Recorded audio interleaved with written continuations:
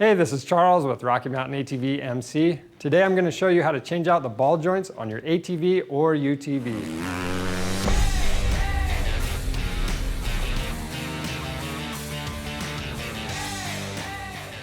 The ball joints on these ATVs or UTVs are a key component to your steering and suspension system.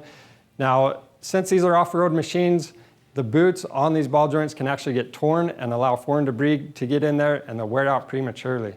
So if you suspect that you have a bad ball joint, you want to get in there and inspect it as soon as you can, because if it goes unchecked, that ball joint can eventually break. So if it is bad, what happens, you're going to hear some clunking noise coming from the front of the machine, or the machine might have a funny stance. The front wheels can actually tip in just a little bit. So we'll show you how to get those replaced out, and this procedure is going to be similar for most ATVs and UTVs. So we'll show you how to do it on this 2014 Polaris RZR 4900.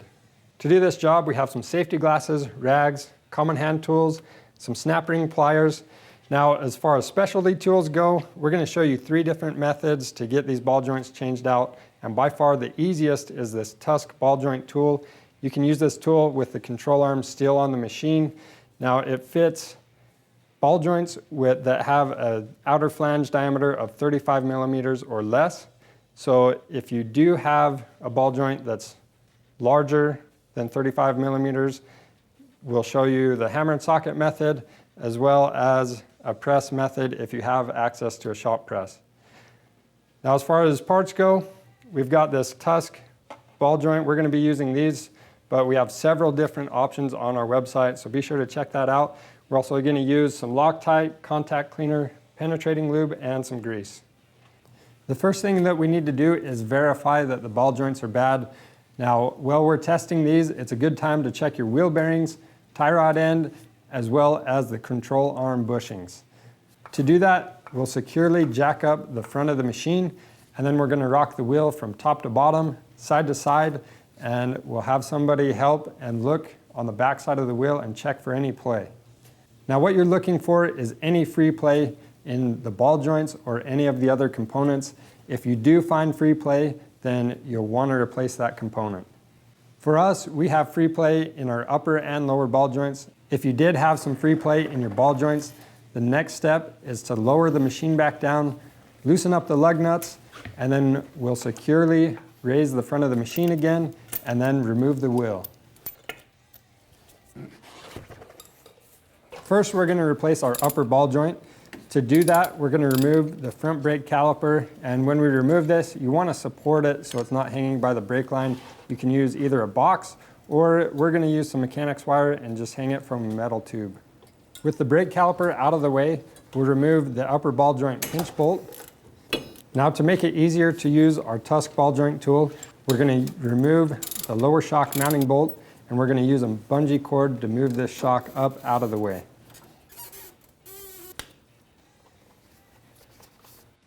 At this point, you need to separate this ball joint from the knuckle. Some machines, the ball joint will have a little bit of a taper to them, and you'll need to use a pickle fork right here or ball joint separator. On ours, we're just going to tap this knuckle right here, and this should pop up. To remove the ball joint, you need to remove the snap ring, and we'll do that with our snap ring pliers. With the snap ring out, we're now ready to remove this ball joint. And the first method we're going to show you guys is the Tusk ball joint tool. Now, at this point, if you have a lot of corrosion around here, it might be helpful to put a little penetrating oil on here and let that soak in. There's a few different pieces that come with the Tusk tool. We've got this collar that's going to go on top. That's going to protect your control arm. And then you have this pressing piece that goes over this end of the ball joint. And we can take our Tusk tool, and I'm going to apply a little bit of grease to these threads right here. So now we can install this tool, and to do that, we'll just slide the top of this over that collar we just placed on there, and then tighten the centering bolt down, and we'll make sure it's in the center of our pressing piece, and we'll tighten it down until the ball joint is removed from the control arm. Once the ball joint is free, we'll remove the ball joint and the tool.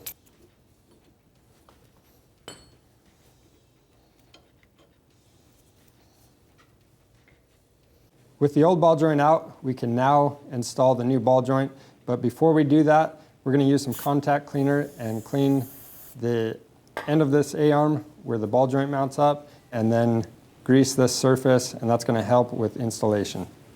So now we can install this new Tusk ball joint, and to do that, I'll set it in place. Installation is going to be pretty much the same as removal, except for we're going to flip the tool around. So we're going to put the collar on the bottom side, and then the tool also comes with this flat top cap. We're going to set that on top, and you want to make sure you're starting with everything square. So now we'll take this tool, and again, it's going to be facing the opposite way from before, and we'll tighten down this bolt and press the joint into place. You'll tighten down the tool until you feel the ball joint bottom out. And how you know it's bottomed out is the ratchet will get quite a bit tighter, and you can verify that it's bottomed out by checking the snap ring groove on the bottom and making sure that it's fully exposed. Once you know that it's bottomed out, you can remove the tool. At this point, we can now install our new snap ring. Now, these snap rings have a square edge on one side and a rounded edge on the other side. You want to check your service manual for the correct orientation, but for our machine, this rounded side is going to go up towards the A-arm. And again, use your snap ring pliers to get this snap ring installed and make sure it's fully seated into its groove. Now that we have our ball joint fully installed, we're going to take our shock and reinstall it onto the A-arm and torque that bolt to 45 foot-pounds. Now we can install the ball joint into the knuckle. Keep in mind, you want to make sure you're properly aligning the pinch bolt with the groove in the ball joint. And we'll reinstall the pinch bolt. Now this pinch bolt, Polaris recommends replacing every time. On ours, we're reusing it and using some Loctite. We'll torque that down to 44 foot-pounds. Now that we have our upper ball joint replaced, we're going to go ahead and replace the lower ball joint.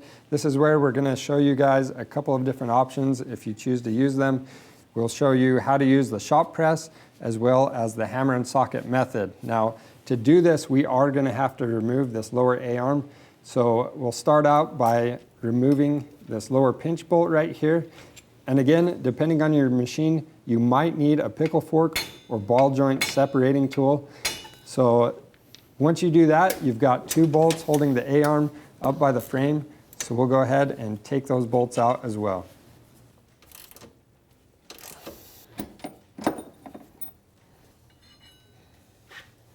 Now to remove the lower ball joint, it's just like the upper. The first thing we need to do is remove the snap ring. To get this ball joint out, we're going to use a shop press. This is the next best option to remove these ball joints and reinstall them. But if you don't have access to a press, then we will be showing you how to use the hammer and socket method after. But for now, we'll go ahead and show you how to use this method. To use the shop press, what we need to do is either find a pipe or a socket that fits around the outside diameter of this ball joint and that will help support the A-arm while we press the ball joint out. So once we found a socket or pipe that fits that, we'll set everything in place. And we're just going to push straight down on the ball joint itself. All right, so to get this new ball joint installed, we'll do the same thing as we did on the upper joint. We're going to clean the A-arm. And I'm going to put just a little bit of grease on that bore just to help everything slide in smoothly. To install the ball joint, you're going to need either a pipe or a deep socket that allows the ball joint to be pressed all the way into our A-arm. So we've got that set up, and then we also are going to use a socket on top. And we're just going to press it in until it bottoms out. Again, to make sure this is bottomed out into the A-arm, make sure the groove is completely exposed. Now to do the hammer and socket method, we're literally doing the same thing except for we're going to use the hammer instead of the press.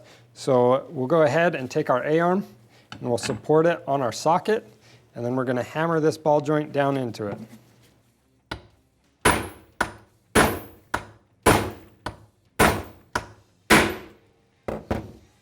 Now to press the ball joint into place, we're going to do the same thing we did on the press, and we're going to take your deep socket or pipe, we'll have it on bottom, and then we'll have this socket to go around the top piece of our ball joint, and we'll hammer it down into place. And with this method, it is helpful to have an extra set of hands.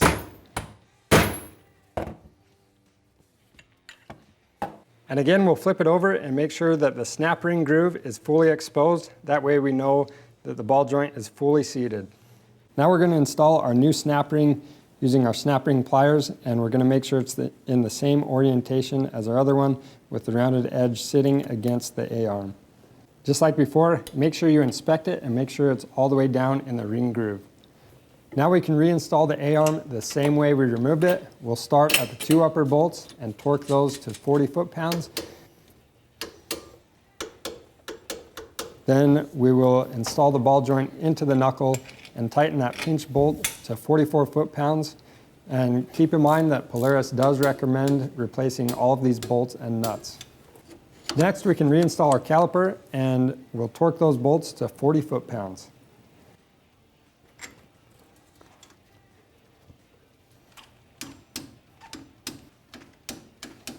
After that, we'll reinstall our wheel, lower the vehicle down, and torque our lug nuts to specification.